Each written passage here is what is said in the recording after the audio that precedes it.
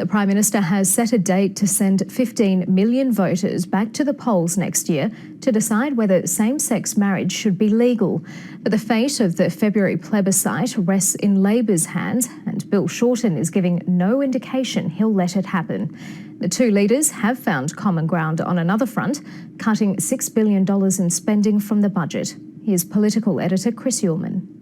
A rare moment of compromise. What we've managed to do is generate $6.3 billion of savings over the forward estimates. The major parties have agreed on budget cuts. Both are claiming credit. The government was elected with a clear economic plan. We believe in budget repair that's fair. And both have compromised. Labor succeeded in having the $1,000 baby bonus axed, and it clawed back some funding for the Australian Renewable Energy Agency, but it gave ground on cutting a family tax benefit. Working across the aisle. Budget cuts don't win friends, and the Renewable Energy Agency will still lose $500 million.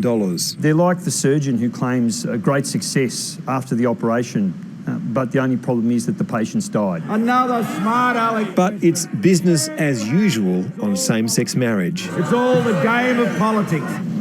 The government has settled on the question for its plebiscite. Should the law be changed to allow same-sex couples to marry? The vote is scheduled for February 11 and will be compulsory. Both sides will get $7.5 million in funding to make their cases.